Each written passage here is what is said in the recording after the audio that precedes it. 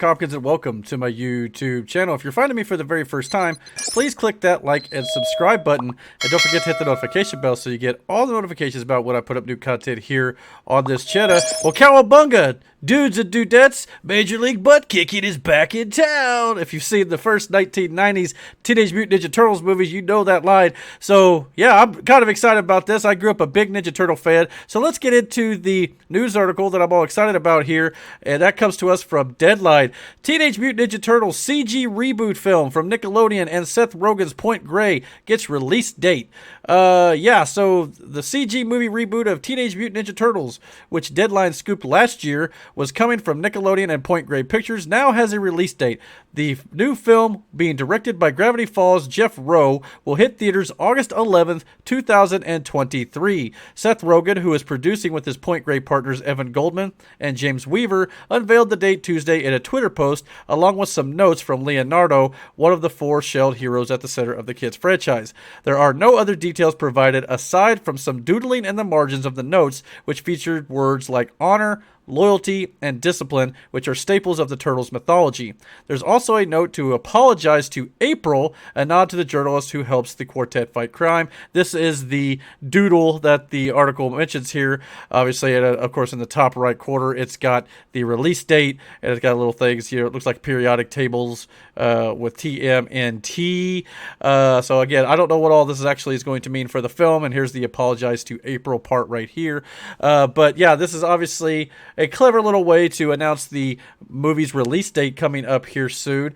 So yeah, I mean, I'm excited about this. As a big Ninja Turtles fan as a child, I definitely love Leonardo, Raphael, Michelangelo, and Donatello, and obviously their Master Splinter, and all the other characters like April, Shredder, Craig, Bebop, Rocksteady, you name it. I was a big fan of it growing up.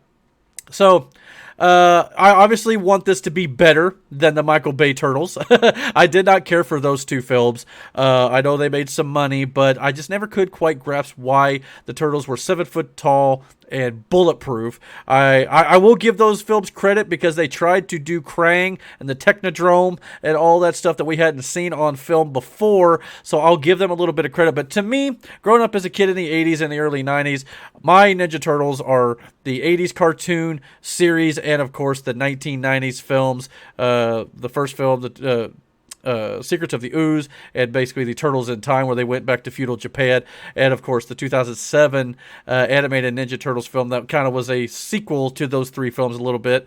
So I those are my Ninja Turtles. The Michael Bay films, you can just get rid of those. I'm fine with that. But in this case, this is going to be a CG reboot, it says. So it's going to be a little bit more on the animated variety here. I don't know if it means it's going to be full-blown cartoon or just CG animated, to where if that's the case, they could look real lifelike. That's the way I'd like to maybe see them go. Take it to where they look lifelike, but also the movie's 100% animated. I mean, they've done some amazing things with animation with like Spider-Man Into the Spider-Verse and things like that. There are things you could do to make this animated film everything the Ninja Turtles need to be. Sometimes in live action, it doesn't work with the Ninja Turtles. It's hard to do. So it's best to animate this. And I think there's certain things you can do. The Ninja Turtles are obviously based on a comic book, so they're definitely a story that can work like a comic book universe. And, of course, they have alternate dimensions and things like that the movies have never really delved into that much. Obviously, that's where Krang comes from anyway, Dimension X. So, I mean, you could do things like that in an animated movie that would be easier to do in that kind of a format than it would be to do in live action. So I'm very excited about this. The only thing I hope, I know Seth Rogen is a talented comedic actor.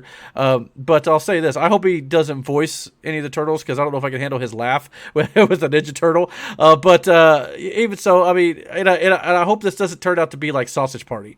That movie that he was involved with, I thought was terrible. I don't want this to be anything like that. But if you can stick to the turtle mythology that's already been set, and you don't deviate from that too much, and obviously introduce some characters like that are classic to the lore, and maybe even some we haven't seen on film before, that would be kind of cool. Like I'd like to see Baxter Stockman or the Rat King or things like that from the animated cartoon series that we never got to see on film. Like the Mousers and things like that.